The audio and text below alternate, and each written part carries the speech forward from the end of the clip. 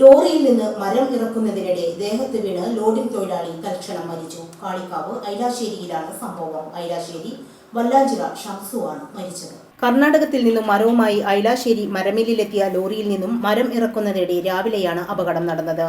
ലോറിയുടെ മുകളിൽ കയറി മരം താഴെ ഇറക്കുന്നതിനിടെ കാൽ തെറ്റി ഷംസു താഴേക്ക് വീഴുകയായിരുന്നു. നിലത്ത് വീണ് കിടക്കുന്ന ഷംസുവിനെ മറ്റു തൊഴിലാളികൾ എണീപ്പിക്കുന്നതിനിടെ മറ്റൊരു മരത്തടി ഉരുണ്ട് താഴെ കിടക്കുകയായിരുന്ന ഷംസുവിന്റെ ദേഹത്ത് വീഴുകയായിരുന്നു. ലോറിയുടെ മുകളിൽ ഷംസുവടക്കം 3 പേരാണ് ഉണ്ടായിരുന്നത്. കർണാടകയിൽ നിന്നും ഫർണിച്ചറുകൾക്കുള്ള അക്വേഷ്യ മരത്തടിയുമായി എത്തിയതാണ് ലോറി.